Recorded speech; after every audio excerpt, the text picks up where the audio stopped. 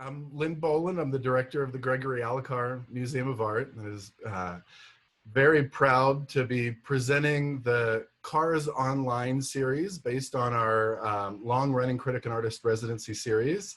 I'm here with Jess T. Dugan, who is a C.A.R.S visitor for spring 2019 and visited Colorado State University and the museum for a series of programming. So in part, this exhibition series and this talk kind of picks up where we left off with the previous C.A.R.S talk. So, you know, I wanted to say a couple things first. Typically, this is the point that I would give, you know, an introduction of our guest for the program. Since this is Zoom and recorded immediately under the video that from which you've accessed this, you can read the text that would give Jess's bona fides, impressive educational background, inclusion in collections, awards. Do take a look. Also in that section, you'll see a note about our sponsors for this program and series. Just wanted to take a quick minute to acknowledge them here.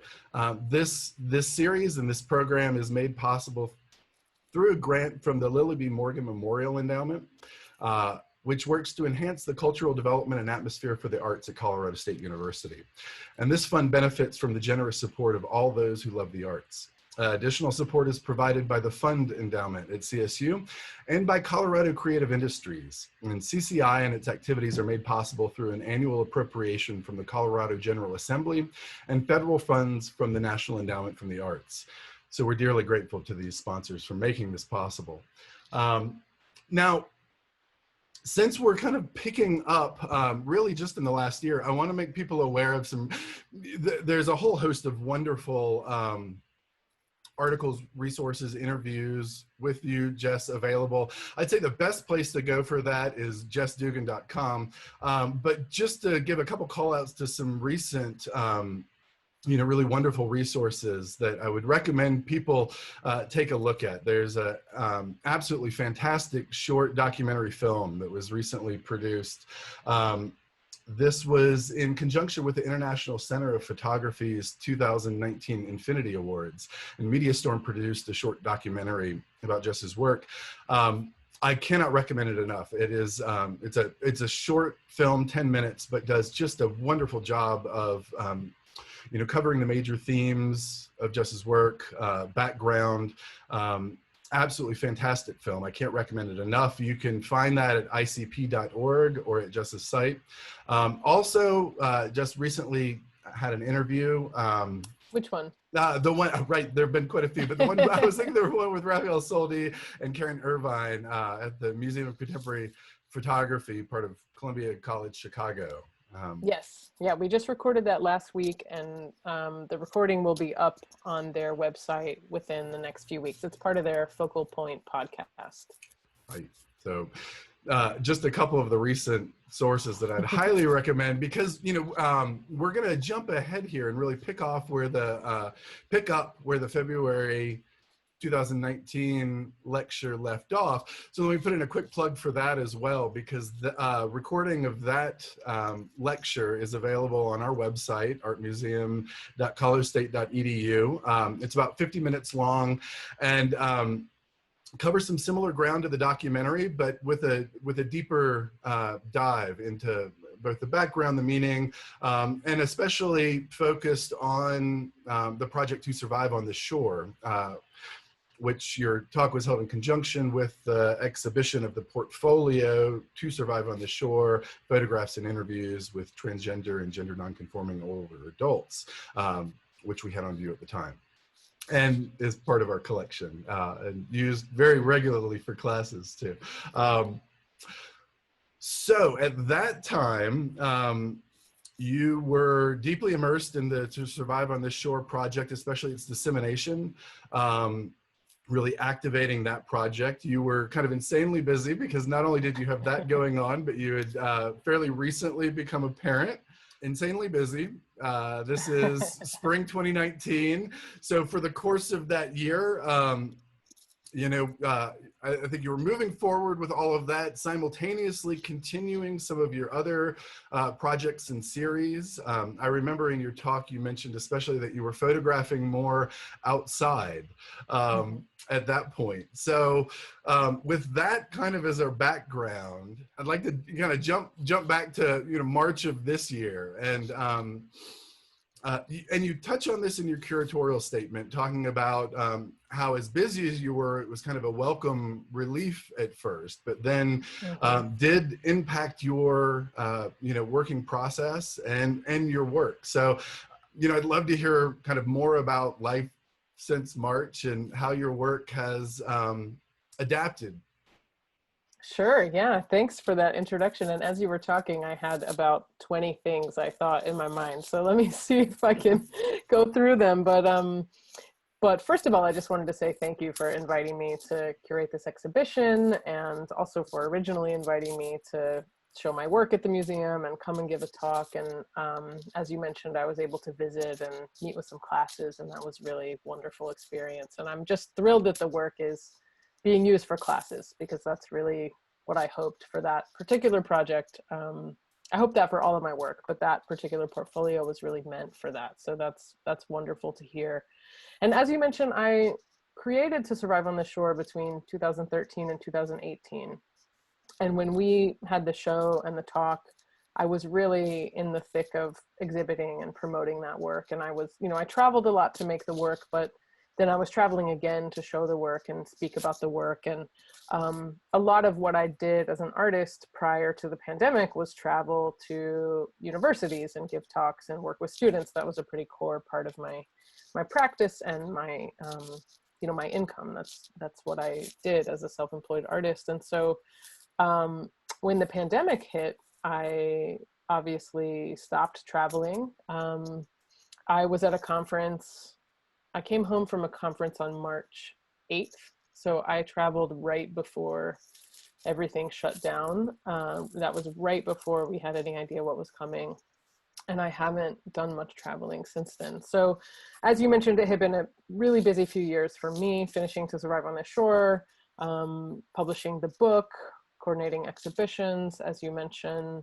Our daughter arrived in May of 2018, so that was its own, personal adventure, and she obviously has also become part of my work. So that was a big shift at that time. And so when the shutdown happened in March, and my professional life completely stopped. All of my travel stopped. I work primarily with museums and universities, and they were both just shuttered for a short period of time. And I joked with my partner, I said, I've built a career on traveling and gathering large groups. And so neither of those things are going to happen for a long time. So I'm going to be here. But yeah, there were certainly challenges, some practical challenges with the shutdown, but I also realized I really welcomed staying in one place. I welcomed being home. I hadn't had the experience in a long time of really having kind of an empty calendar and very few commitments. That's changed already now, but I had a couple of months where just nothing was happening and nothing was expected of me externally. And so I found during that time that new ideas came to me. I was photographing in my house. I've always made self-portraits, but I had a couple years where I wasn't doing that as much, just because I was working on other things. And so I returned to making self-portraits. It was interesting. I've lived in this same house for a little over 6 years now, and I kind of thought I had, used all of the locations that exist here, and I was a little bored of it. And but during the shutdown, I just realized there are all kinds of new pictures I could make. So I found kind of new inspiration in this familiar space, and was making self-portraits. I also was making still life images. I've been photographing flowers and some other objects. And that's also something I've always done, but it's always been a smaller part of my work that is meant to really complement the portraits and introduce a more emotional or metaphorical or kind of universal vibe rather than being a specific person. So again, that's something I've always done, but I returned to that pretty intensely. And so, yeah, so I welcomed some of that slowdown. And now I think it's an interesting shift because I feel like my professional life has started again. It is going again, but it's very modified. And so I'm adjusting to this new reality. And I have started making pictures of other people. I've been photographing outside. As you mentioned, I think from my talk, I spoke about my project, Every Breath We Drew, which is a long-term project focusing on primarily on portraiture, but really looking at the intersection of individual identity and the need for connection with other people. And we'll talk about that more because I think our show is really heavily pulls from that work, combined with some of my even more subjective work. And so a lot of work from Every Breath We Drew had been made inside in people's homes and bedrooms and very personal spaces. And there was a period in the project where I started photographing more outside, and I was photographing in natural spaces and parks and the landscape. And that's something that was newer for me as an artist, even though it's, you know, obviously a very long tradition of artists more broadly. And so, and I also was photographing at the changing times of day. So I was photographing later in the day, close to sunset. I photograph at sunrise whenever I can find a willing subject, which happens, but not, you know, not everyone is willing to meet me at 6:30 or 7 in the morning. And so I was really I was interested in the body and the landscape, and especially in this changing light, this sort of ethereal light. And so, you know, it's interesting because as I'm photographing now, outdoors is really my only option. And now I'm starting to crave going back inside. But anyway, but yeah, so I am now making work with other people too, as well as continuing this more personal work.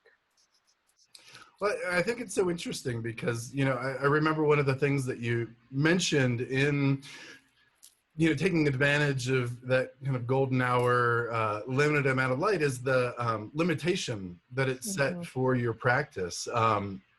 And this kind of changing limitation then where you're for a time reverting to really your most photographed subjects, or at least often photographed subject, even with breaks, yourself and Vanessa, in this space that you've also used so much. So, you know, kind of a new sort of limitation there.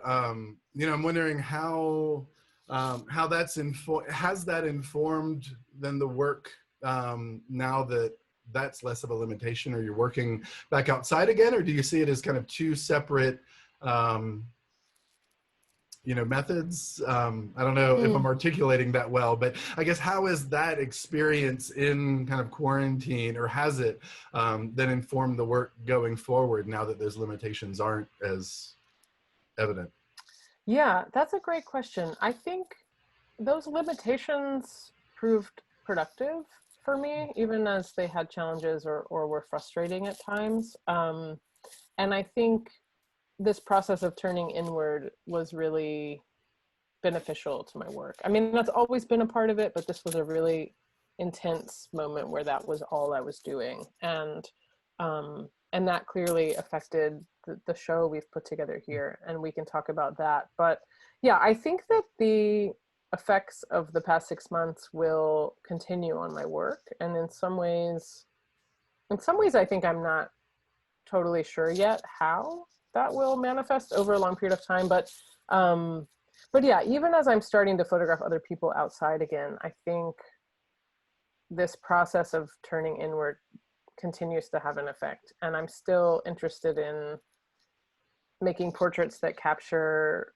interiority and an emotional and psychological experience. So that's definitely there. And in terms of the practical side, you know, I mentioned I'm missing being indoors right now, but I think one thing that's always been true in my work is that I have multiple things going at once. And, you know, sometimes I sort of swing to this way and photograph outside for a long time, and then I'll swing back and photograph inside. And some of that is practical restrictions like weather, or, you know, right now the pandemic, but that's always been something I do. So it's not totally foreign, but yeah, I am looking forward to getting back indoors with other people. I've been feeling frustrated that I can't do that, but I'm also still making work. So I'm kind of viewing it as just a different phase, if that makes sense.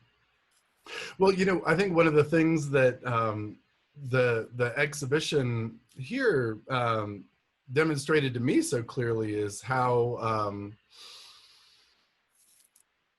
you know, how much of a continuation you know, there is, how kind of seamlessly every breath we drew, and you know, some of the newer work comes together.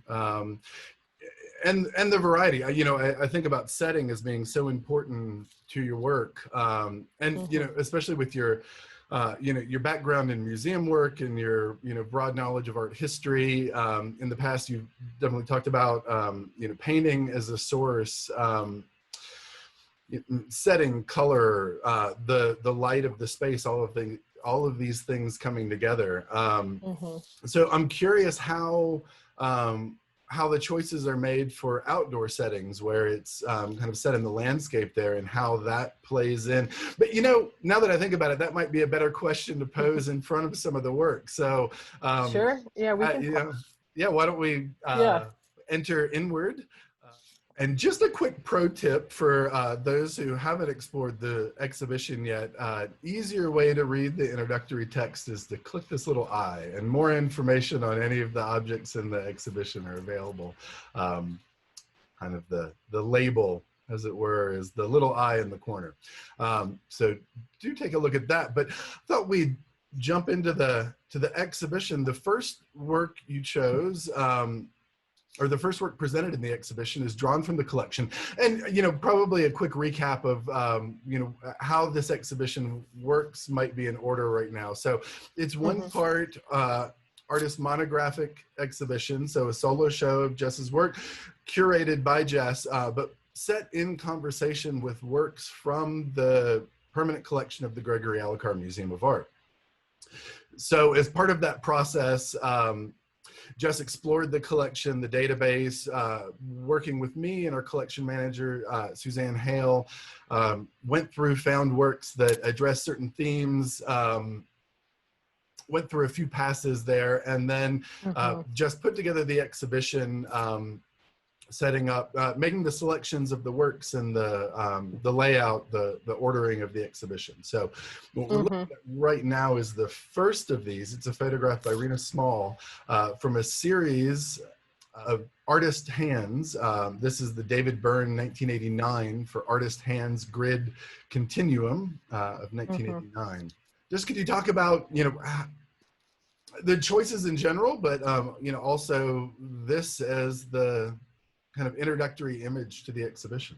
Yeah, so, you know, when you first invited me to do this, I was really interested. As you mentioned, I've worked in the museum space. I'm really passionate about collections and representation in collections. So this is something I spent a lot of time thinking about.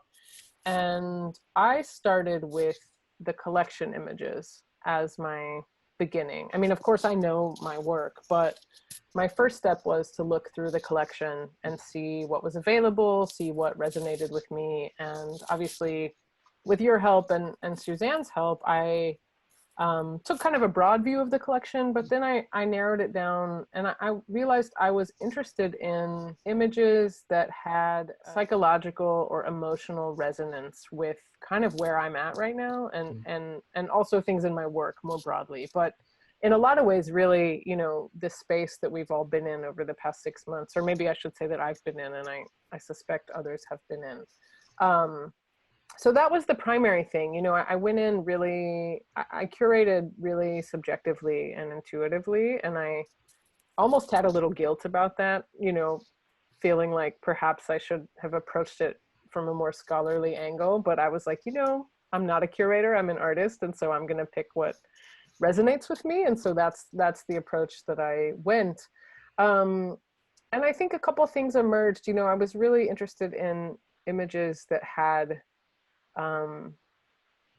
that kind of spoke to an interiority and psychology, and we'll get to some of those later. But another thing that became very clear, and you'll see as we go through the exhibition, is hands and the theme of hands. And that's something that I spend a lot of time thinking about in my work. I think the gesture of someone's hands tells you a lot about their comfort level, their openness, their mental state. I think very subtle shifts in hand gesture can completely change a work, or for me, a photograph. And, you know, I've spent a lot of time walking through museums and looking at paintings and looking at the gesture of the hand. And as you mentioned earlier, also looking at the light and the color, but the hands are always so significant. I chose several images from the collection that had hands, and then we can talk about this perhaps second, but when I was going through my own work, the edit that I chose was an edit I have never put together. I blended some projects that I kind of view as disparate, even though I know intellectually they're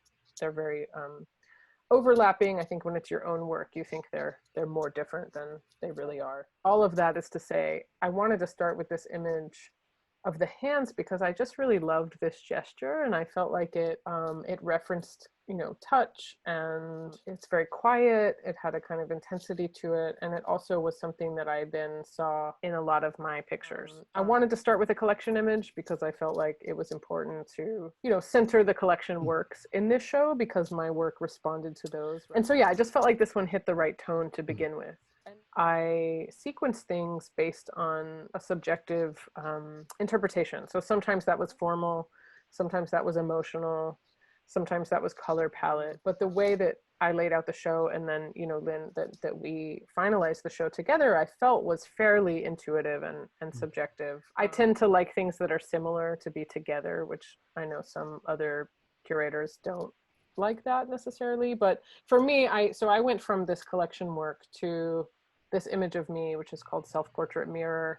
And this is from earlier this year during the pandemic. And I loved the inversion of the hand gesture. I felt like the first one was almost the exact opposite of this second one. And then also color-wise, you know, it's black, and mine's a color photograph, obviously, whereas the first one's a black and white photograph, but it's a kind of muted color in this one. So I felt that those flowed well together. And then the mirror isn't directly related to this sequencing, but I think the mirror is something that I've also used a lot in my work. And for me, references kind of introspection and reflection. And I know the mirror has a long history in art making with varied interpretations, but it just felt like the right emotional tone to begin the show. And then I move into the picture of Vanessa. And again, for me, the link between these was really the hand gestures. I mentioned mixing bodies of work. For me, I have several bodies of work that I work on. I kind of view it as three main projects. One being Every Breath We Drew, one being work with my family, and the other being To Survive on the Shore. And To Survive on the Shore is completed. So at this moment, I'm really viewing the two pillars as Every Breath We Drew and work with my family. That includes my partner, Vanessa. It includes my daughter now. It also includes my mom and her partner. But some of those distinctions are really slippery. Like the self-portraits can operate in either body of work. And some self-portraits I feel like are more clearly part of Every Breath We Drew, and others are more clearly part of the family work. But for this, I really just didn't worry about any of those distinctions. And I looked at all of my work and just pulled whatever made sense. So that was really interesting for me. Like, this is a picture that I have previously put in with the family work, but it so seamlessly fits with Every Breath We Drew. So, you know, again, I know that distinction is not a hard line, but it was really nice putting this show together to just feel like total freedom, even within my own work, because I spend a decent amount of time kind of having to explain to people, like, this is what this project's about and this is what this project's about. But, you know, I think putting this together, it just really let me go to some of the core elements of my work. And that was really exciting. We can kind of go through stopping at, you know, points that seem significant. We get different emphasis to different areas depending on how much Sure. the themes at work. Yeah, that sounds great. Yeah, and these three Warhol photographs I chose because I love the simplicity of the portraiture. I also felt like they just spoke to this idea of the gaze and gesture, and I like that there are three different versions of the same person. Another interest of mine is masculinity. A lot of my work centers around a gentler version of masculinity, or an opening up and an expansiveness of masculinity. And so that, you know, these portraits spoke to me for that reason. And then I also just think totally, what's the word? Not necessarily rooted to this particular process, but these Polaroids are very familiar to me. I've seen them in other collections, and I know there's quite a few of them around the country. And so they also just felt familiar, and I liked, you know, having that in there. And I like the size. I like the quietness of them. I think there's something really gentle about them. Mhm. Yeah, well, just a quick shout out to the Andy Warhol Foundation for, distributing the Mm-hmm. Warhol collection to museums across the country, especially university museums, Mm-hmm. in a number of gifts, the Polaroids being one of them, prints another. It's been a huge boon to museums like ours. So real quick Yeah. to put that out there. But, it's so interesting because that process of taking so many Polaroids to find that one that would be the basis then for a Mm-hmm. painting, oftentimes made into a print, comparing it to kind of how you make portraits where Mm-hmm. the photograph is the intended end result. I know when you're working with a subject you spend a long time. I remember, I think it's in the 10-minute documentary, you said if I ask somebody to come over to their house and stare at them for an hour, they would say no, but that's essentially what I do. Yeah. It is this process, even more involved, I think, when you were working with Vanessa on To Survive on the Shore, of Mm-hmm. having this deep understanding of your subject, and then arriving at that kind of perfect image. I'm Mm-hmm. curious, especially in the gesture, and to come back to the hand gestures, especially because they're so meaningful in your work. They're so prominent, especially in this exhibition. It becomes such a Mm-hmm. prominent through line. I'm wondering how that comes about. Is that a process of finding that moment of that kind of authentic gesture of the person, or do you see it and maybe ask the subject to come back? And then, sorry to throw a bunch of questions at once, but I'm curious about the relationship of how that works when you're shooting yourself, Mm-hmm. and how how that moment feels between this kind of carefully posed, often so often it relates to these gestures that we see in the art historical canon, for instance. And is Mm-hmm. that is that deliberate? Is that found? How does that process work? Yeah, no, those are great questions. I think, I spend a lot of time thinking about gesture and pose and what that signifies about a person. The way that I work is very slow. As you mentioned, I often spend an hour, sometimes up to 2 hours, making a portrait, and I do a lot of directing. So I work with my camera on a tripod. I use natural light. I use slow shutter speeds. I do a lot of communicating between me and the subject, but I'm always looking for a moment of authenticity, a gesture that feels authentic to them. I don't view my work as using like character or costume, even as I direct. I'm really trying to get at what I perceive the core of that person is, what exists in this middle space between who they are and who I am. And that's really the crux of my work, sort of this moment that we make together. And so, yeah, with another person, part of the time I'm spending with them is actually talking to them and observing them and looking at their gesture and saying, if you were standing here talking to me, how would you stand? If you were sitting here resting on this table, what would you do with your hands? And I kind of just watch them until I see a gesture that feels really specific to them, and then work with that to make the portrait. Yeah, but as you mentioned, I make a lot of pictures, and I ultimately only, for every photo shoot, I really only choose one. And then, sometimes I'll photograph somebody multiple times, and then of the shoots, only choose one of those. So there's a large editing down process, but I am always looking for this moment that feels both very specific to the person that I'm photographing and also transcendent of those specifics, if that makes sense. So I'm kind of seeking that intersection. And then it's interesting you ask about the self-portraits, because there's this process of working with other people where even if they're the most excited and willing and generous subject or participant, everybody's a little nervous in the beginning, or a little just not quite relaxed. And so I sort of go through a process with people where they come to relax in front of the camera. And it's interesting that even with myself, I kind of have to put myself through that process. Sometimes when I first start, I'm very self-conscious, not in a critical way, but just literally meaning like I'm conscious of myself in front of the camera. And, over the course of an hour, I kind of relax into a different space. So I kind of have to put myself through the same motions. And in some ways, making self-portraits is liberating, because you have yourself all the time. You can do whatever you want. But in other ways, it's quite frustrating to me because when I'm photographing another person, I have complete control over the framing and the light, and I can see in real time, like if someone turns their head, how the light falls, or if they move this way, what the pose looks like. And with myself, it's a lot more trial and error to get that. I can't see in real time, and I guess I could set up a monitor, but I've chosen not to do that because I also feel like that would lose a little bit of the magic. But so I'm not seeing myself as I'm making the picture, so it's a lot of like posing and going and looking and posing and going and looking. But yeah, even with myself, I'm kind of seeking that moment where it becomes something bigger than just the specifics of me in that space. Oh, that's fascinating. Thank you.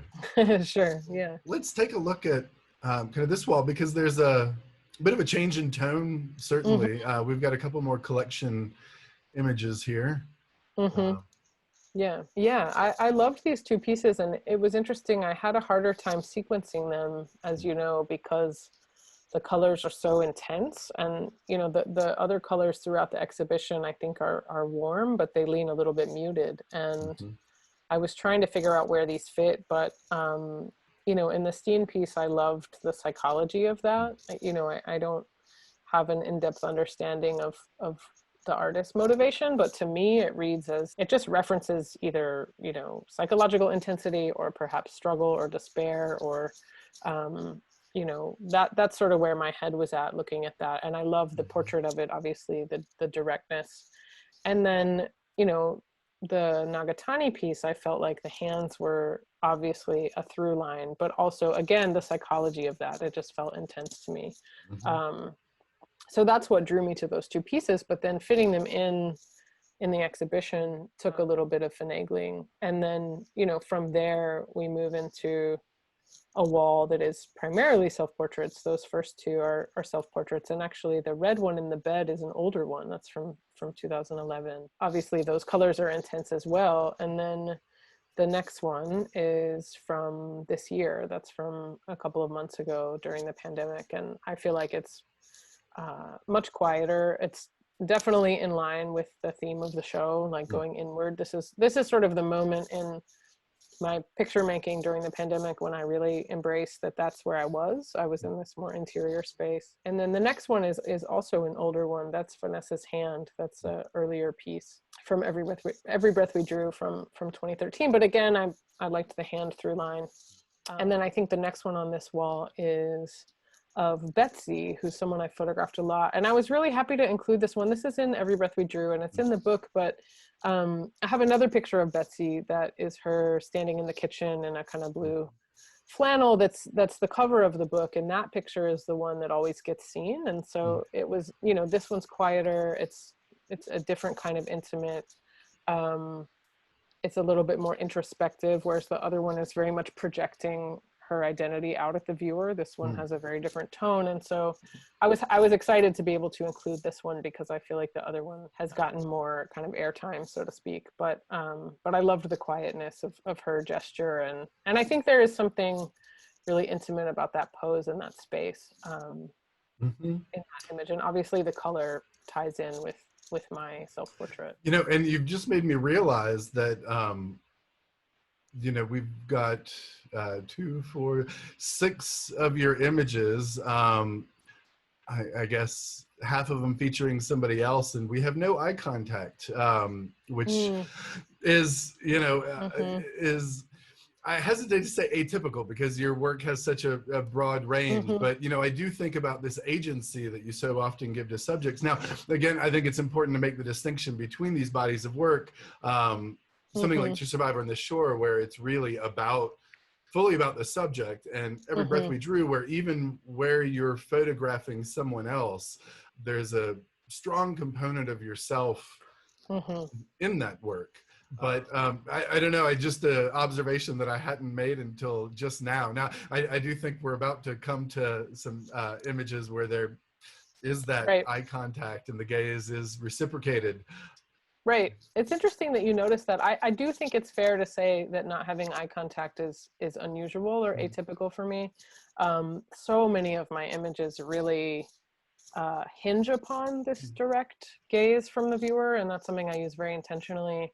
And as you can see, these pictures span a period of time. I've always made some images without eye contact, but it is less common for me. And I think that's part of what was so exciting about putting this show together, is I had the freedom to like reinterpret my work outside of these pressures of identity or education or advocacy. And those are things that I'm very committed to and attached to. And, you know, some projects, as you mentioned, To Survive on the Shore is completely about the subjects and about education and advocacy, and that's really important.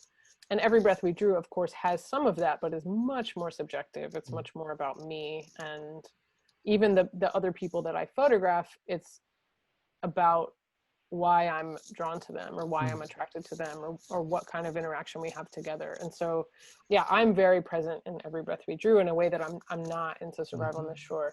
I was going to say, but even with that, it's interesting, when I put this show together, I gave myself permission to just be even more subjective. And I really chose the edit in a different way than I've ever done for a show. And I think that was exciting. And it also, I know this intellectually, that as the artist, you feel so close to your work that you see it differently than other people. But this was a good reminder to kind of put in some freedom around the work, realize that things that I sometimes think are disparate, like, no, this is for Every Breath We Drew, and this is for the family, and this is self-portrait, like they're all speaking to one another. And you know, I know that, but there was something kind of exciting about putting together this sequence that allowed me to just open up my own thinking a little bit, which was nice. No, you know, one of the things that I find so powerful is even when your focus is, as in this exhibition, on more of a mood, more of a psychology, more of an interior state, which is always present, but, you know, less foregrounding of the advocacy, less foregrounding of the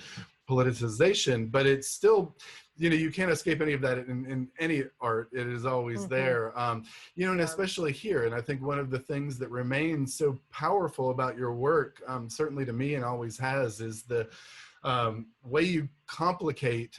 So even if it's not directly addressing identity, you're constantly complicating ideas around, especially gender identity, around sexual orientation, and, you know, breaking it out of the, you know, these kind of binary boxes that even in, you know, kind of our expanded 21st century world still create these little check boxes that fall apart really in your work, and, you know, I would say in a very deliberate way, that runs throughout it, that interest in looking for a more sophisticated understanding of people, of humanity. It becomes an advocacy in its own right, even if it's not a kind of pointed advocacy. And I think too, you know, this show has more self-portrait work than I usually include in a show. And I think, you know, even as I'm talking about it being really subjective and not driven by advocacy, I'm very aware that, you know, the telling of one's own story, particularly when it's marginalized, is always a kind of advocacy, or is always a bit political, and that's something I absolutely embrace. So I don't mean to downplay that in the more personal work, because I actually think that that's an important part of the personal work, is sharing that story. But yeah, I agree. You know, my work has varying levels of overt education or advocacy, and I think this is a quieter read. But yeah, definitely still trying to complicate issues around gender and sexuality. I mean, we can talk about this as we get a little further along, but I was thinking a lot about the gaze and complicating gendered assumptions around that, which is something I often think about. We can get to that soon. But back here on the wall with these two pieces, I mean, again, this for me was a pairing completely based on mood and color palette. I felt a kind of, you know, solitary nature in both pieces. I liked the white color palette. This picture of Raphael is also from earlier this year. This was actually made on one of the last trips I was on. We were working on an assignment together in Oregon, and I made this in January in my hotel room. But again, I love the like solo nature of him in this white space, and I felt that those spoke to one another. And again, I guess, you know, we could probably talk while pausing on a lot of these photographs about gender and the gaze. But I think, you know, for me, there's always been something important about visualizing a more masculine subject in a way that is intimate and is emotional. And I think there's something interesting that happens for the viewer when, for example, you look at that picture of Raphael, or even Colin next to it, which is also from earlier this year, one of the last pictures I made before shutdown.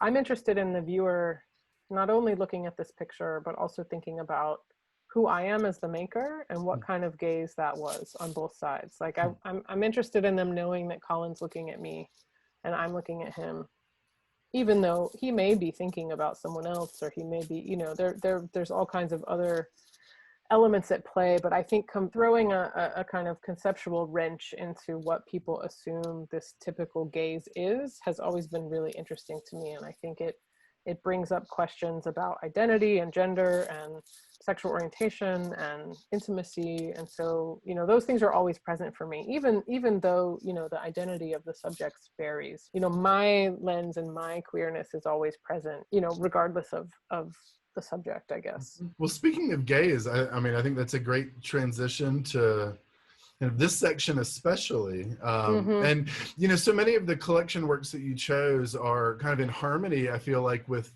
what you're doing in terms of mood and psychology. In some cases, especially with this kind of reclining female nude, which we'll see a couple times in the collection, it almost becomes a kind of foil, but I find it really interesting because it's not, you know, a straight kind of contrast that you're giving here. Again, I think you're complicating this idea of a view. So we've got this John Sloan, 1933 print nude and armchair. I'd love to hear more about how you felt about, you know, kind of this work and how it relates to your works. Yeah, I mean, this is such an interesting question, and I feel like we could talk for hours about everything that's coming up here. But, you know, when I was looking through, I was drawn to a lot of these kind of intimate nudes because the nature of the world being what it is and the nature of art history being what it is, so many of them were men looking at women. And, you know, there's a part of me that has a kind of eye roll reaction to that because it's so cliche. It's like, oh God, another dude looking at a naked woman. And, you know, I think I even emailed you at one point and said, like, I don't know how many dudes looking at naked women I can have in my show. But then it's also like, well, this work is about desire and it's about intimacy. And, like, you know, just because it's been kind of overdone or overwrought doesn't reduce the real emotion and drive that's in the work. So I was thinking about that and, you know, how that paralleled my work and how a lot of my work is about desire and intimacy. It's just kind of flipping some assumptions and coming at it from a different angle. So I was thinking about all of that, but then I was also just thinking about placing a body or a person in this position that we don't often see in this position. And I think, you know, my self-portrait in the bath is an example. You know, I think this picture has a very different tone than the one that follows it, but I think that there's a similar kind of pose and recline and nudity. So, you know, thinking about the body in terms of gender and desire and connection, but then also the picture that follows it, you know, of someone who's male identified, you know, laying in that position as well. And so I loved how JD kind of mirrored the figure in the piece before, but it's kind of an updated, different take on it. This is one that I was really excited about because it blends this outside and inside. And, you know, we talked about me shooting more in the landscape, but I also feel like the natural has come a little bit inside in some ways, whether it's this kind of image or my images of flowers. So this one feels like kind of a bridge as well between, you know, a private, intimate inside portrait and an outside space. And it's totally, as a side note, when I went to photograph him this day, it was like cloudy and rainy, and I was like, this is never gonna work. I should just cancel. And anyway, I went and I realized because it was so overcast, I could blend the outside and inside in a way that I can't always do. So anyway. No, that's fascinating. Yeah. All of it. If it was sunny out, I couldn't have made this picture. So, you know. In this corner, which picks up on, you know, I think some of the themes that we've already seen, but it introduces some more. Yeah, for sure. I mean, I think that the picture of Kelly and Jen on the left is, you know, what I was speaking to of kind of figures in the landscape and a more direct approach of that. You know, I'm still thinking about what it means to picture queer experience in the landscape and in a public space. And I've had a few people interpret these outdoor pictures as having a kind of freedom and bringing queerness outside, whereas the interior works, while they're intimate, feel private. So, you know, that's something I'm thinking about, like queerness in a public space and in an outdoor space. But this one's perhaps a more traditional portrait or, you know, kind of figure in landscape. But I felt like the flowers, I put it after JD because I liked that sort of link, you know, between the flowers coming in the frame. And then it's, you know, followed by Jess on the left, who, you know, I love the color palette here, but I also just like the gesture. And we were shooting for a long time, and you know, at some point in the shoot, this little light patch came in the wall, and for me, that really makes the piece. That's really essential. And then next to Jess is C.A.R.S, and again, you know, this one kind of speaks to the Raphael portrait to me, where it's a figure surrounded by white. This is C.A.R.S in his bedroom. So this, you know, this was an exciting choice, I have to say. This is a work that was fairly recently given, actually by my predecessor, the founding director of our museum, who, in working with Mel Chin on a project at Colorado State University, became friends and was given some work. This unstretched canvas included, which was donated to us a couple of years ago. 2018, but that we haven't gotten a chance to present yet. So this is the public premiere of this work. Yeah, so a lot going on. I mean, yeah, I you know, I know Mel Chin is an artist who there is a lot of scholarship about, and again, I think I just was really drawn to this piece on a visceral level. I liked the color, I liked the kind of isolation. It felt like it had a certain psychology that I was drawn to. So yeah, it really stood out to me when I was looking through it as something I wanted to include. Even in a group, they all seem such individuals, and so kind of. Yeah, and I like the kind of muted, I mean, I'm sure no one is surprised by this, but I like the kind of muted color palette, and, you know, using a kind of reduced sense of color is something that I do a lot. Even if the colors are intense, I tend to make kind of monochromatic pictures. And so I was drawn to this one for that reason as well. And then, yeah, so this wall moves into a little bit of the more personal, you know, the shower image is my partner, Vanessa. Also, obviously, very muted, specific color palette. And then we move into a picture of the two of us from Every Breath We Drew. That was actually the first real picture we made together when we started dating. So this was from 2013. And then jumping to a more recent one from last summer, this is Kai. Kai is one of the few people who will meet me at sunrise. So this was made at sunrise in Provincetown, Massachusetts. You know, obviously playing with some art historical references. That pose is something that I've used a lot, obviously pulls from a lot of iconic pieces. And again, I liked the sort of flipping of the gender, and there's kind of a softness to Kai that I was really drawn to, and I think it worked really well in this piece. Also, their gaze is just really intense and wonderful. So, and then the last work in this gallery is, and you touched on the still life work previous. This is the first in this show. And you had described it, you know, kind of as a dealing with similar issues and themes, but a more universal take on it. Is that? Yeah, I mean, I think so. This is also from earlier this year during the pandemic, and you know, for me, the still life images have always been a way to reference the need for connection with others, but in a more expansive way. So it's you're not just thinking about one particular couple or one particular pair of people, but it's referencing this need that we all have. And so my still life images often have two items in them for this reason.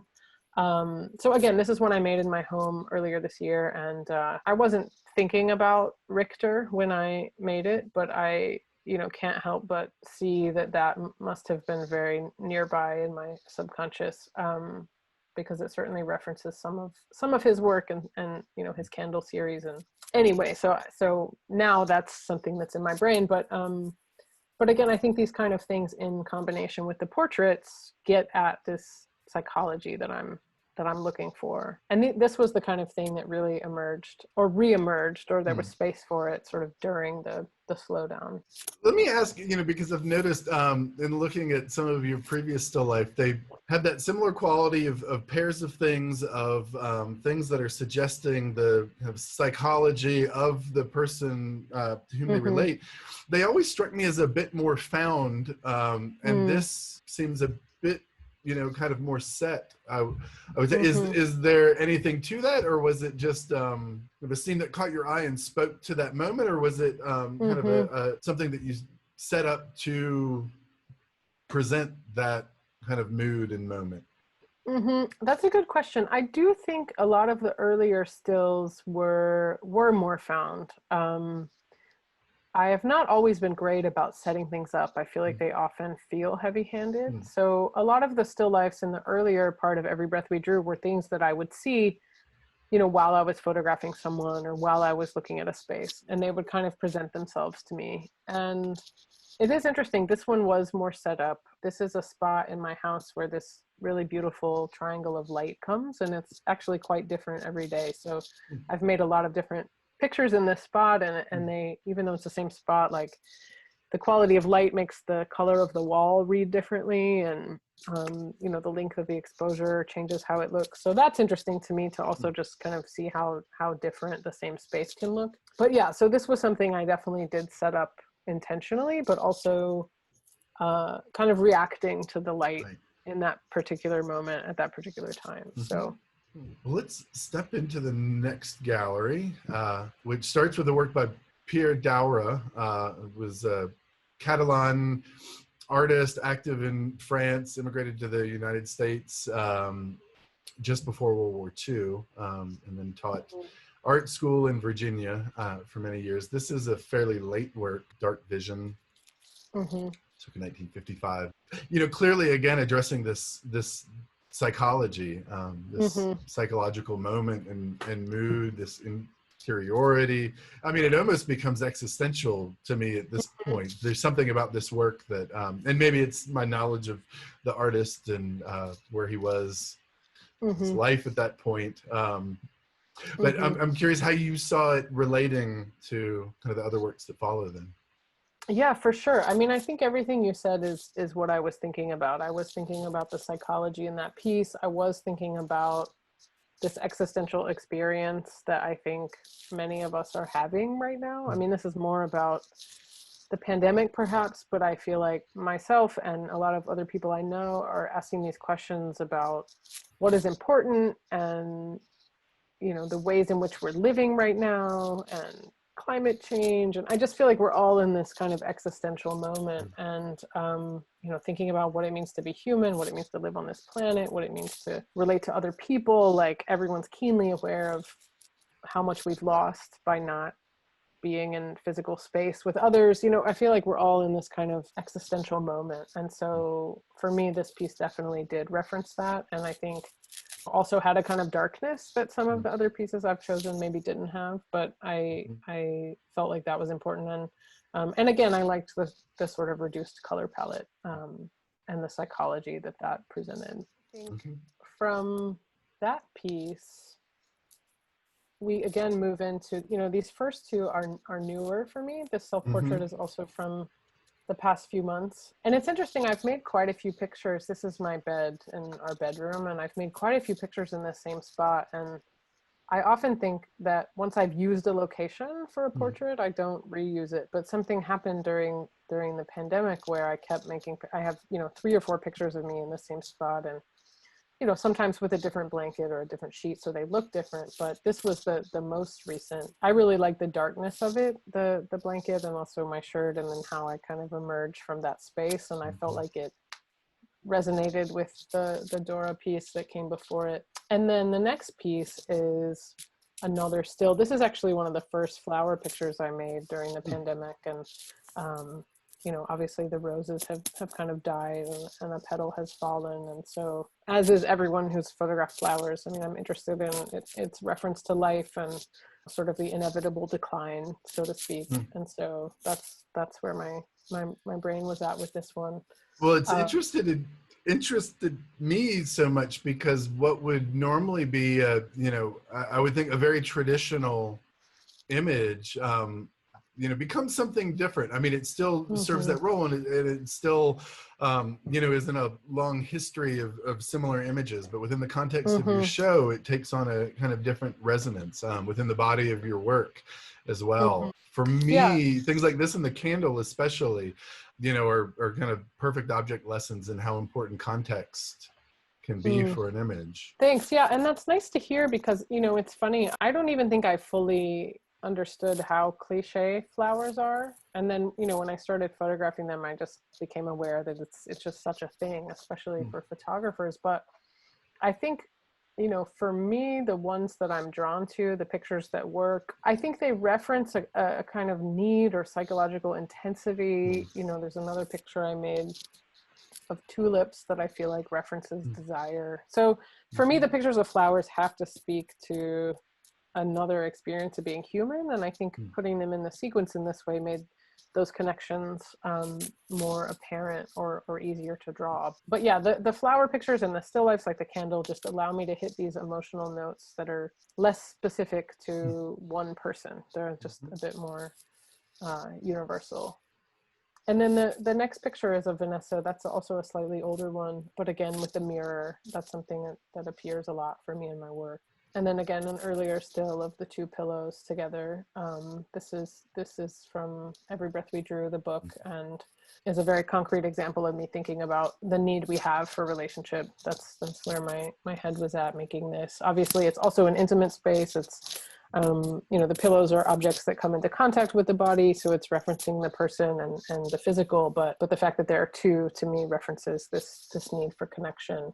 And then the next picture feels very different for me. This is also something I made during the pandemic. This is me and my partner, Vanessa, and it feels not so much about desire. It feels about a kind of caretaking and a kind of intensity. And this picture feels dark to me. Obviously, physically and formally it is dark, but it also feels like it has a kind of darkness in it, or references some kind of struggle. It feels to me to be about caretaking more than desire, which is a shift and from some of the other work. Certainly the earlier picture of me and Vanessa was made at a very different point in our relationship. So well, it comes back to something, gesture and pose is so important, and that's clearly playing into this sense of caretaking, sense of comfort. But the hands here, to me, do that equally to the positioning of the bodies here. I think the hands just speak so clearly. And in part, we don't really have Vanessa's face, so I feel like that there's that they're serving as a surrogate there. But what's communicated, I think, through the way Vanessa is holding you is really powerful, and it really comes back to that initial kind of through line of the gestures and what's communicated through those hands. I think here especially. Yeah, I think this one, we don't have to go back to it, but it references back to that first sequence of three to me with the hands and. Like you said, reading that gesture. Yeah, then I feel like, that theme kind of carries through in the first part of this wall.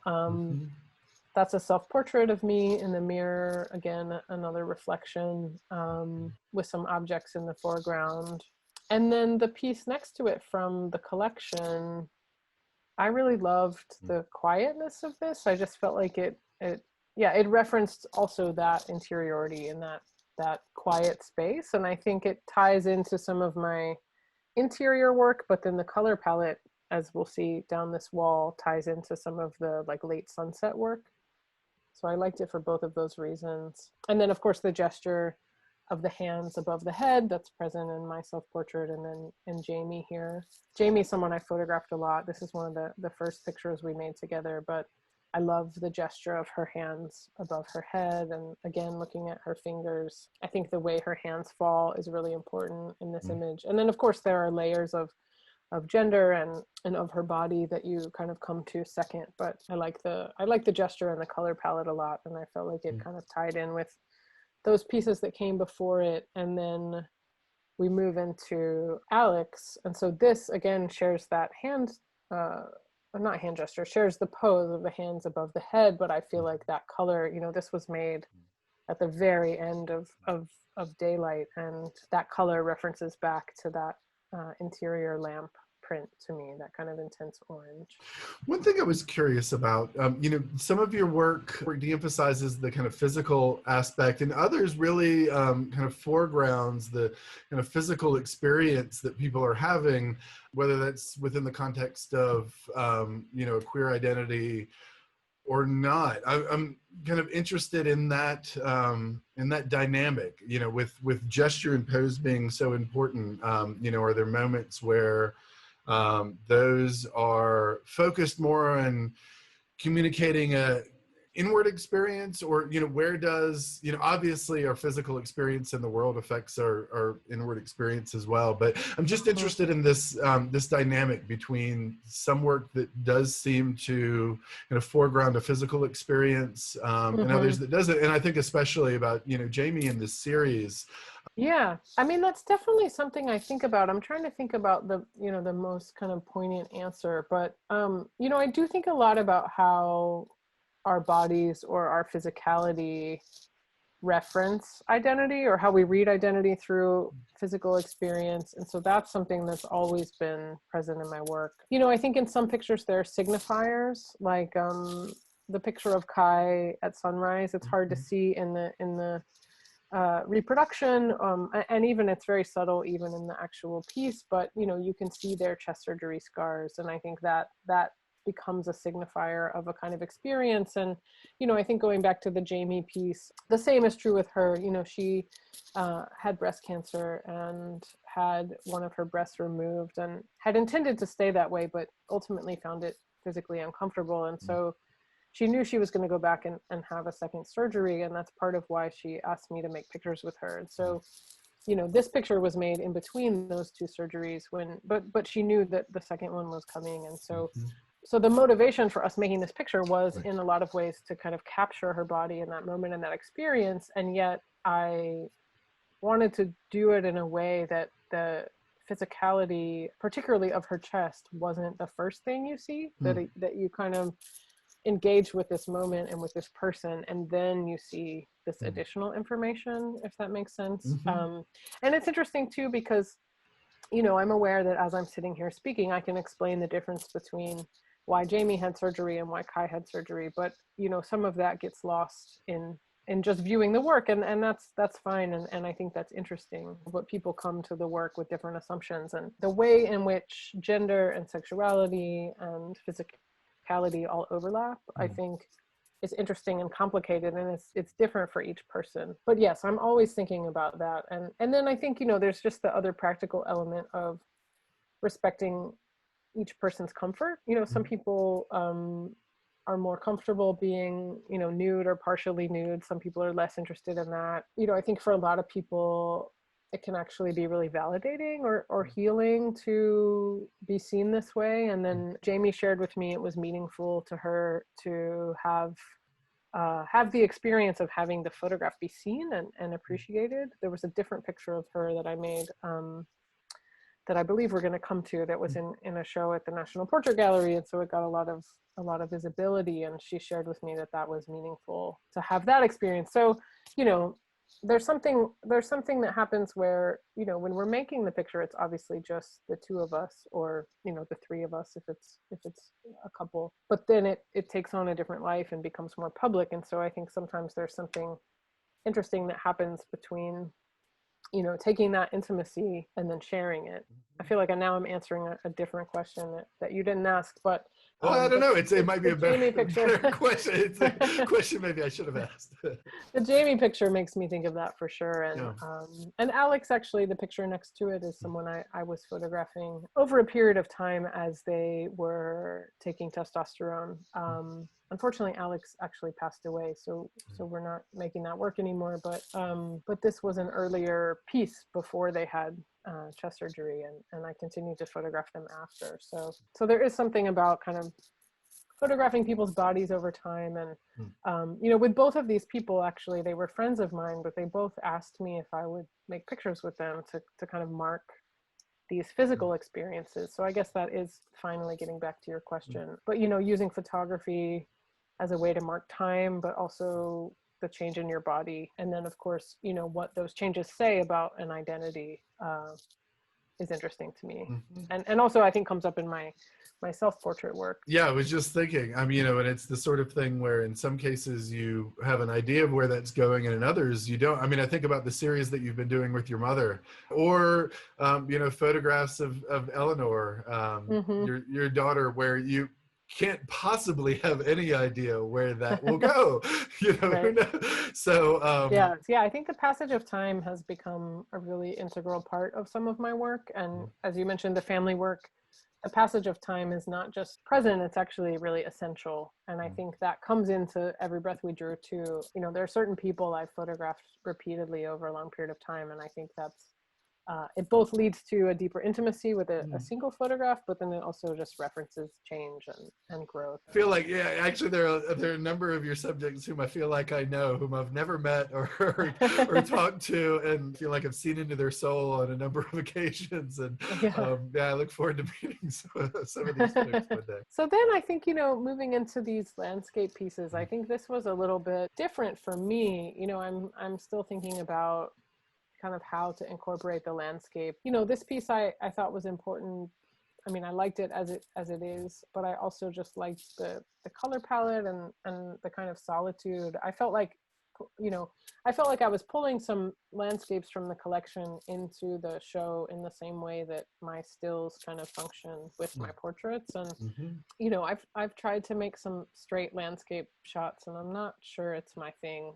I'll keep trying, but I have noticed that I've been, increasingly letting the landscape be a bigger part of the work. Like the piece that follows it of Kai, this was also made at sunrise in Indiana this time, and I think this is the furthest I've been away from a subject, maybe ever, but certainly in this work. And so for me, there was something about really letting the landscape be not just like a backdrop in terms of color or texture, which it is. That's how I use the landscape in some other pictures, but this one, it really became kind of a core component of the work. And again, I like kind of depopulated landscapes, even the images I'm making outside right now, even if I'm making them in a public space, I kind of isolate a section so that it's not crowded. And, I think us being in this space kind of first thing in the morning, allowed for that quietness. Like it allowed for a similar quietness that I might seek out in someone's home or in someone's, bedroom, but in a public space. And so that's something interesting for me to think about. How do I capture the same level of intimacy or connection in this very expansive, public space? And I don't know how public this reads. I guess it does. The grass is mowed. That's it's not like that's the key. It's a park. To Survive on This Shore, did that project inform kind of your method here? I mean, I'm just thinking that did see a bit of a pulling back in some of the images. I mean, I think about Gloria, for instance, where that cityscape, where the setting, becomes so essential to helping communicate the character. Did that kind of develop at that time? Is that something that's been kind of always present? No, definitely. I think your question is right on, because, in my earlier work in Every Breath We Drew, I really stripped down the environments. I often use just like a plain wall or a plain sheet. And I didn't allow a lot of the specifics of the space in, because I was thinking about making a picture that was completely emotional and psychological, that was kind of separate from an environment. As I worked on To Survive on This Shore, I started to let more and more of the environment in, because I was trying to tell a specific story about a specific person and their life.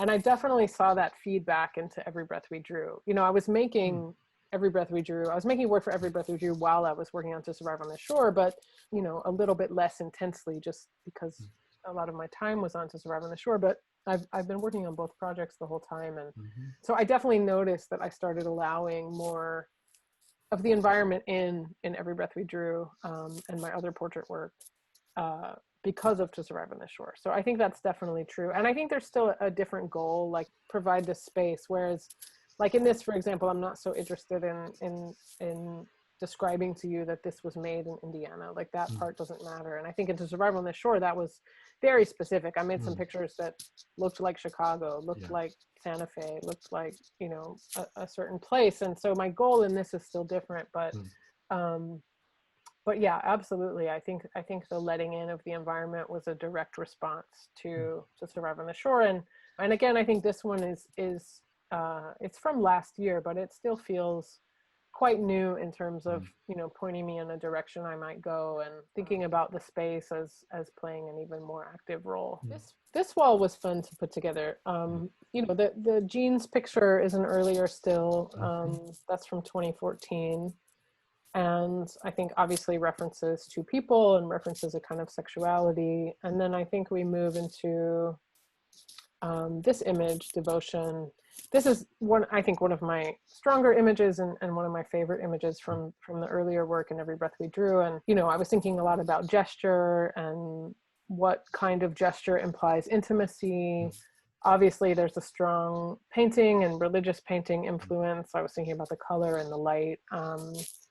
And then also just thinking about ambiguity. You know, this portrait can be read many different ways. You know, you don't know who this boot and foot is attached to, so there's questions around gender and sexuality, but there's also something so soft about it. And then, so from here, then, you know, this is sort of another example, you know, less representational in some ways, obviously, but another example of, you know, kind of a male artist looking at a reclining female subject. So I obviously sequenced this here in part because of the color palette, linking it with the picture before, but then I was really interested in placing it with this picture after it of Josh laying on the bed. And, you know, this is one of my pictures that I feel like, it's in the book, Every Breath We Drew, but I feel like it's always been like a little quiet. It doesn't, you know, totally hold its own necessarily, but I feel like actually in this sequence, it becomes much more active, which I'm really interested in that. But, you know, again, I was thinking about sort of flipping this gaze, like me looking upon a male subject in a way that more overtly references sexuality, whereas some of my others are more of an interest in gender. But I also love his hand gesture. I love this like little sliver of his stomach that you can see. And then, you know, the color palette is obviously tied in with the other works on this wall. So, but yeah, again, just thinking about inverting the gaze and flipping the gaze and kind of complicating this conversation. And again, with the lack of eye contact, like what it means to be gazed upon, that's not something I always do in my work. I'm often letting the subject confront the viewer. And I think this one is a very clear moment where it's kind of about me gazing upon this person and this body and then allowing the viewer to do that. And I think that's an interesting conversation with these other works too, where, you know, most of these sort of reclining female figures are not projecting out at the audience. So I was thinking about that. No, there's this voyeuristic kind of view here. But then, you know, kind of getting, and then you made a collection choice here with an artist who's, you know, really, I think, thinking directly about that, you know, called Taking Measure, and, you know, Barbara Tisserat, a CSU alumna who taught at Virginia Commonwealth University for many years as a printmaker.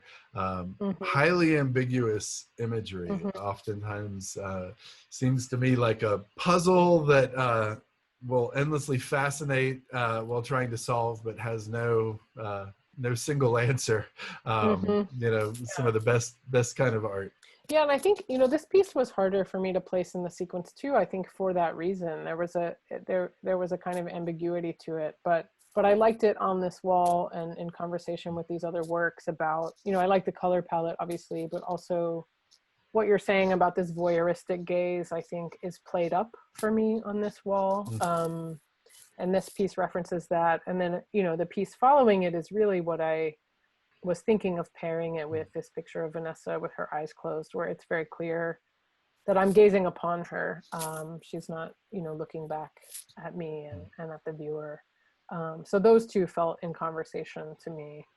And then this next picture is the one I referenced earlier with the two tulips. And this is from this year. This is one of my favorite of the flower pictures I've been making. And I think for me, it's successful because the flowers just, they're totally personified to me. They look like people, and I feel like I've photographed them as if they're people. And, you know, the bending over and kind of, you know, one sort of wrapped around the other, I felt like referenced human relationships and this need for connection we have. Less Also about just our gorgeous inevitable. formal. Yeah. Oh, thanks. Yeah. I'm just, that's always the first thing I go to, and then I start to read into it. But this one just strikes me, just so powerfully as a just gorgeous image.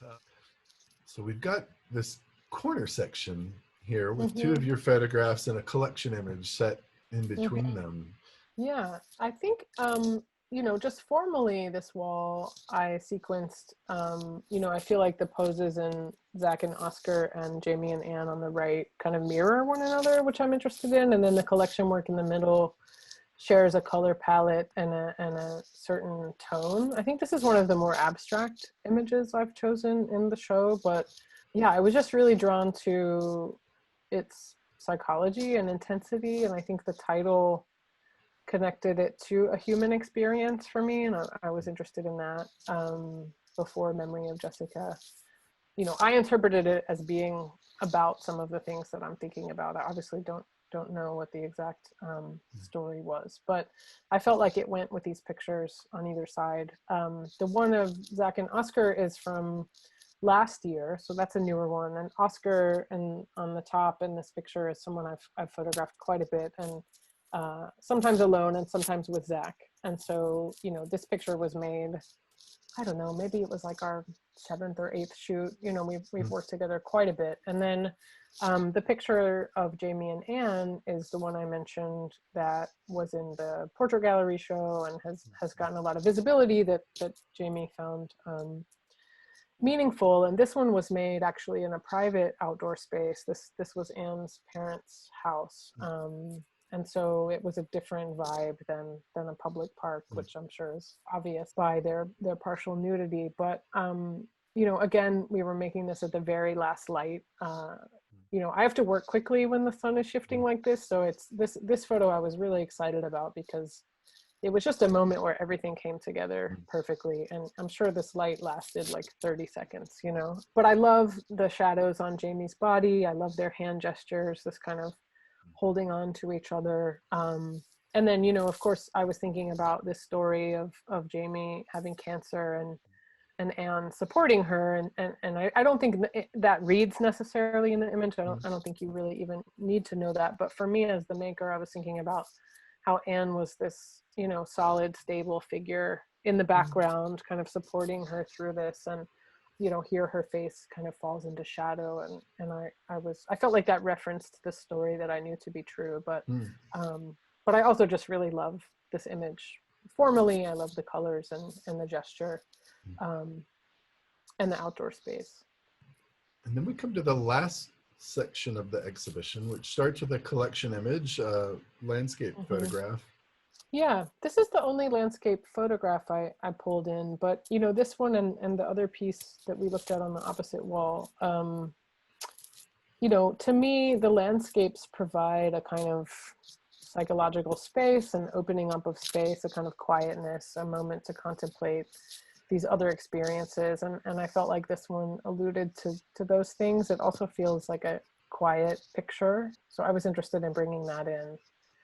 And then I think we moved to, again, a newer picture without a person, of just this kind of light happening on the wall and looking at an environment. Now, this was made while I was photographing Colin. I actually have one of him in that light, but I have so many of him that we've made together. And so I think the one of just the light, maybe the one that wins from that shoot. But so this was a kind of still or environment shot that I just discovered while I was making a portrait, which is a bit more akin to the earlier stills. And then we move into a picture of Vanessa that I felt was kind of unified by the light and the color palette from a few years ago. This was made in our current house, where I've been photographing recently. And then we move into some newer pictures. And this was a sequence of 3 that I was particularly excited about. This picture on the left is of JD and Steve. JD is the same one who was with the flowers outside, the interior exterior picture.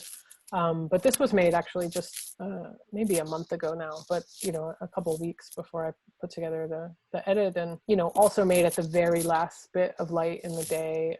This was outside of their home in their backyard. And, you know, again, the outdoor space kind of out of necessity, but I also really love this intimacy. And in this picture, I feel like also a more overt sense of desire in this landscape. But then I sequenced it with the Baskin piece of two men.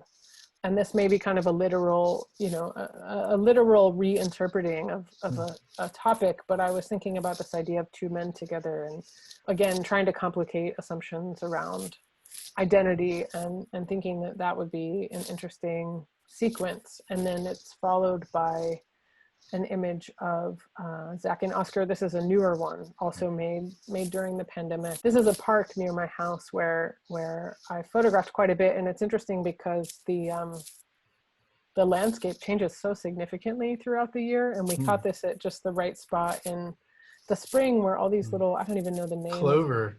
Yeah, where it was, you know, all the field was kind of white and beautiful. And I remember being so worried because I saw the tractors out mowing the lawn like the day before, and I was thinking, like, please don't mow my patch. But I had made another picture of Colin in this almost exact same spot about a month earlier, and it was completely purple. It was all violets. So anyway, in some ways that's totally random, but it's interesting for me to kind of watch the landscape change, a familiar landscape. I'm in this park every day, and watch a familiar landscape change and kind of react to it the same way I react to people. And so anyway, this was a much more recent one of Zach and Oscar, and I thought it was an interesting pairing with JD and Steve around the collection work. Well, it takes on an added poignancy. You know, I don't know about you, but parks have started to play a ever more prominent role in my life, and my family's life. It's, you know, even so far as having business meetings in the park near my house, because it's somewhere where you can actually see somebody, you know, and talk even at a distance with a mask. Right. Yeah. No, I've spent a lot of time in this park, and you know, also before the pandemic, but certainly during the pandemic, it's one of the only places I've been. And I also think that there's something important for me. It's kind of the way I feel about people too. Like I kind of have to meet someone and get to know them a bit before I want to photograph them. I feel similar about space, actually. Like there's a different relationship I have to this park because I'm there every day, and I watch how it's changing. And you know, sometimes I'll see like a bush that's pink, and then I think of a photo, or, you know, there's something that happens when you're familiar with the space. You can kind of plan to make work in it in a different way. And so, you know, as I've been seeking new locations, it's almost like I have to go spend time in them to kind of watch the light and see what happens. And so this is a space that even though it looks like, you know, just a field, it's a space that I watch over time, which kind of parallels the way I work with people. No, it makes me think about, you know, like your bed and the different ways that, you know, that your bed is so often there, but is presented in different ways. It kind of changes over time. And it's interesting how much the landscape changes, you know, even from week to week. Yeah, I was struck by it being, you know, purple one month and white the next month. And, you know, now it's just like plain boring grass. I'll have to wait till the spring again. But well, that brings us really to the last two works in the exhibition, the self-portrait.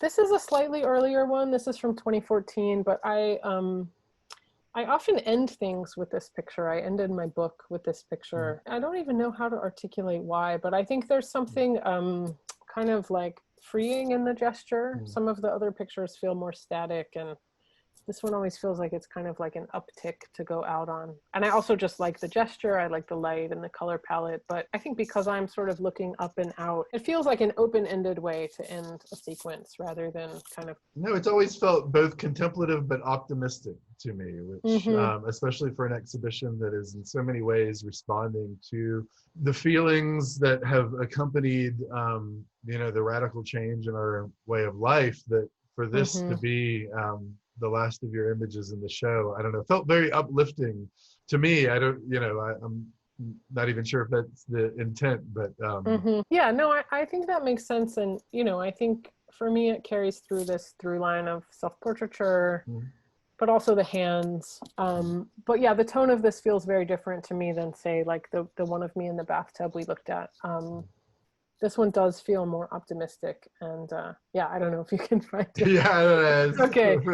But you know, some of my self-portraits feel a little more, there's like a different kind of quietness, and this one does feel a little more optimistic. And also interestingly has that voyeuristic, like it has the lack of eye contact that we've been talking about, which I also feel like is a different tone. So which yeah, becomes even more complicated in a self-portrait. Right. You know, Yeah, sort of like letting yourself be gazed upon, you know, which is interesting. And actually, this is, you know, sort of neither here nor there, but I made this at Anderson Ranch, which isn't too far from you all. I made this in their visiting artist apartment, and it just had this sort of beautiful beam of light that came through at a certain time of day. And I made quite a few self-portraits there, but this is the one that really stuck. So this is a Colorado. No, that's neat to know. I had no idea. I mean, it's such a spectacular site. It's an amazing place, but I would not have recognized it from the wall. It's a blank wall in their in their visiting artist department. You know, they have different places you can stay, but that's the one right on campus. And yeah, and so then I guess the last piece we would come to would be the sculptural piece. And yeah, I was drawn to this piece for a number of reasons. I mean, I think I was interested in this solitary figure. I was interested in this contemplative nature. You know, we didn't really talk about this, but I was also thinking about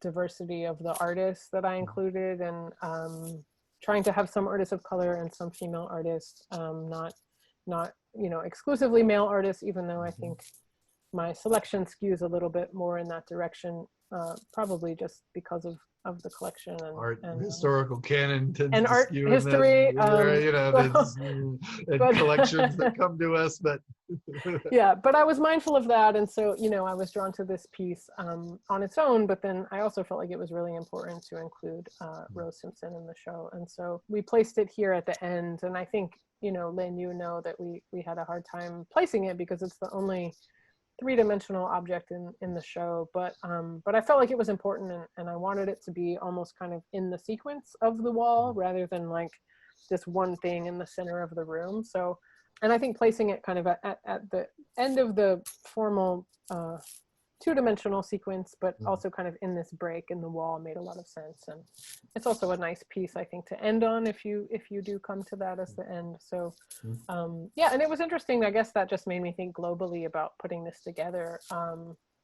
It was interesting to see how even in this virtual space, the works had certain needs in terms of how they were sequenced and laid out. You know, we obviously had a sequence that we started with, but as we went through it, it became clear that some things needed to move around. And so, you know, that was interesting for me. I think I didn't anticipate how much this virtual space would mimic a physical space. And I think that's a strength of the software, but also just, you know, how you're thinking about using it and putting together this exhibition. So yeah, it really brings that into focus where you're not always as aware, you know, especially if you're dealing with, you know, you're working within a prescribed space, and it just kind of is what it is, and people take that as a given, whereas in our, you know, virtual space here, we're still, you know, limited in certain ways. You know, so much became about the relationships, not just adjacencies, but you know, kind of looking across, and the you know, the way that the works speak to one another kind of throughout the gallery, across the gallery, and over the course of spending time with the exhibition is, you know, it becomes a very different thing than, say, a slideshow or even a sequencing in a book, for instance. And it was a bit of a surprise for me too. I mean, part of why we pursued this was to do that, but you know, just the degree to which that becomes important really becomes clear. I, for one, could not be more delighted with how the exhibition turned out. You know, I'll just say, when we were you know, thinking about this, something that we had wanted to do for a long time, but it was really the pandemic that pushed us into this realm, freed up some time in order to do it, also created an urgency to, you know, be able to make sure that we could continue on our mission with or without a physical space.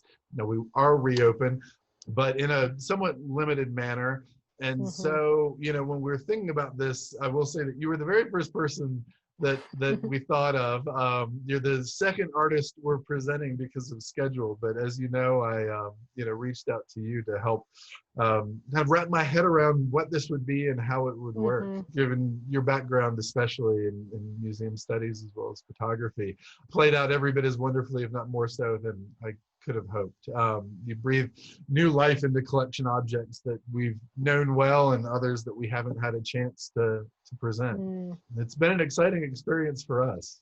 Yeah, me too. Yeah, that's great to hear. I'm so happy you're pleased with how it went, and yeah, it was really wonderful for me to work on, and I so appreciate the invitation, and I'm excited it'll live on, in this space at least for a while, and I know maybe longer than a while. We're not sure, but At least a year. yeah. At But least a year. I hope that that it will prove useful for students. I know that less groups are able to come to the physical museum than before, so I'm excited to see how they use the show, and hopefully they connect with it. And yeah, thank you again for the invitation. It's been really wonderful. Thank you for embarking on this experiment with us. So, absolutely wonderful. One thing that I wanted to insert that I meant to mention at the start is another thank you, because I would not have had the great honor and pleasure to have connected with you were it not for the Center for Fine Art Photography in Humida, Glasgow. So wanted to repeat a thanks from your program in 2019, Mm-hmm. because while we've kind of gone about this on our own, none of that would have happened without that connection and that partnership with the Center for Fine Art Photography. So wanted to give a shout out there. For sure. Yes, absolutely. Yeah, I'm very grateful that they connected us, and we were able to do all this together. Just thank you. I really can't thank you enough for all of this. Sounds great. Yeah, thank you, Lynn.